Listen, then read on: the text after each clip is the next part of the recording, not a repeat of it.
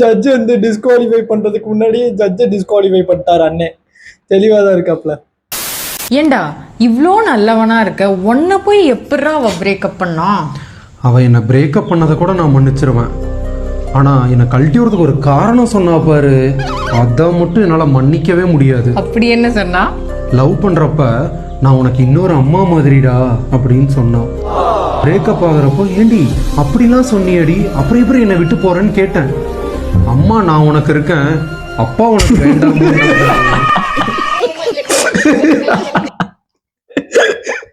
எதிர்பார்க்கலடா, உண்மையிலேயே எதிர்பார்க்கல நான் அந்த மாதிரி வரும்னு.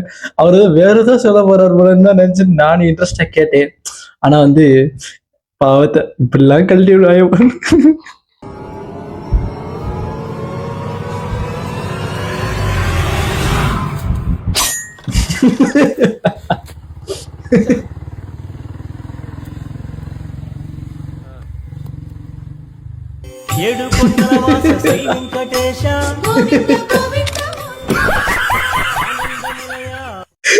சரியான ட்விஸ்ட். அவன் என்னமோ சரி போட்டு முடிச்சானே அவனோட விட்டுருவான் போல, வேற ஏதோ நடக்க போகுதுன்னு பார்த்தேன். கடைசி மேல வருது இருந்தேன்.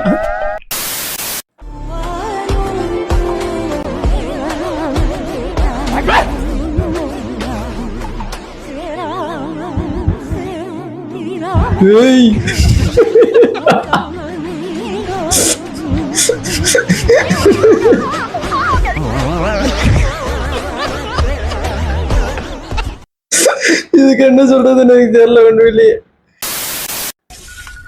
ஹலோ, 3 சக்கர வாகனத்துல ஆட்டோடா, 4 சக்கர வாகனத்துல பஸ்டா, ஆமா 2 சக்கர வாகனம் பைக்குடா, 1 சக்கர வாகனம் எதுவுமே இல்லடா.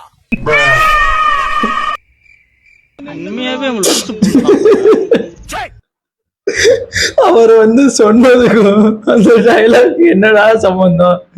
அதுல ஒன்னு சொல்லுவாரு, வாகனம்ல வாகனம், 3 சக்கர வாகனம். என்ன ரசமா இது? உப்பு கொஞ்சம் நிறையவே அதிகமாகுது. அப்பா கிட்ட சம்மதிட்டு வாங்க போறேன். இதெல்லாம் நல்லா வக்கனையா பேசு. 14 அறிவு வச்சிருக்க. அவ்வளவு காசு குத்தி எதுக்கு தான் உன அந்த காலேஜ் சேர்த்தனே எனக்கு தெரியல. அந்த எதிர் வீட்டு பையனை பாரு, ஃபர்ஸ்ட் கிளாஸ்ல பாஸ் ஆயிருக்கு. அவங்க அம்மா வந்து அப்படியே பீத்திக்கிறான். அவன் மூத்தத்தை குச்சாவாது இப்பயே உனக்கு அறிவு வருதா பாக்கலாம். ஓ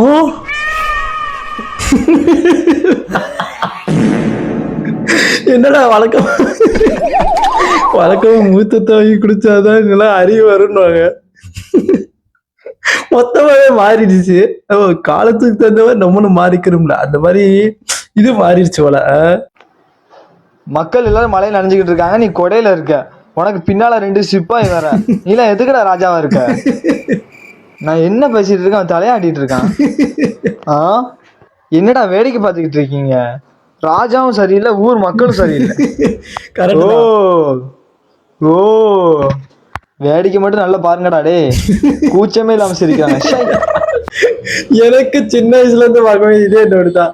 அந்த ராஜான்றவர் எதுக்கு இப்படி மண்ணு மாதிரி நிக்கிறாருன்னு தெரியல. அதுல வந்து இந்த ராஜாவுக்கு பின்ன நிப்பாங்க பாருங்க, அவங்க அதுக்கு மேல மோசமான வீரர்கள். அவங்கலாம் சரியான ராணுவம். அந்த ராஜாவுக்கு பின்னாடி நிக்கிறவங்கலாம். 10 லட்ச ரூபா சம்பளம், அமெரிக்கால விசா கிடைச்சிருச்சு, டிவிகேல கட்சியில ஜாயின் பண்ணு உங்களுக்கு தோணுது. உங்க வீட்டுல என்ன சொல்லுவாங்க? அமெரிக்கா உண்மையிலேயே அதாங்க சொல்லுவாங்க. அமெரிக்கால வேலை கிடைச்சிருக்கு, 10 லட்ச ரூபா சம்பளம்னா வந்து சம்பளம் முக்கியமா வேற என்ன முக்கியம்? அதானே நம்ம சோறு போட முடியுது. ரைட்டா தானே சொல்லிட்டு காப்பலாம் தானே. மாப்பிள்ள இது ஸ்கூட்டர் இல்ல, லாரி. அதையும் லோடு ஏத்துன லாரி. இங்கதான் நீங்க தப்பு பண்றீங்க. எனக்குள்ள பல டைமென்ஷன் இருக்கு. நான் ஒரு சாஃப்ட்வேர் இன்ஜினியர் மட்டும் இல்ல, என்கிட்ட இன்டர்நேஷனல் டிரைவிங் லைசன்ஸே இருக்கு. இப்படியே வண்டி எடுத்துட்டு போனேன்னு வச்சுக்கோங்களேன், லண்டன், பாரிஸ், ஜப்பான் அப்படியே கார் ஓட்டலாம். 3 hours later. இங்க நீதான் மாணிக்கம். என்னாச்சு? TN10P 8859 லாரி உங்களோட தானே? ஆமா. அந்த லாரியை ஓட்டிட்டு போனது யாரு? என் மச்சான் தான். ஏதாவது பிரச்சனையா? அந்த ஆளு ஒருத்த மேல லாரியை ஏத்திட்டான். அதுக்குள்ள இன்டர்நேஷனல் லெவலுக்கு அவர் போயிட்டாப்ல. எனக்கு இன்டர்நேஷனல் அளவுக்கு லைசன்ஸ் இருக்குன்னு.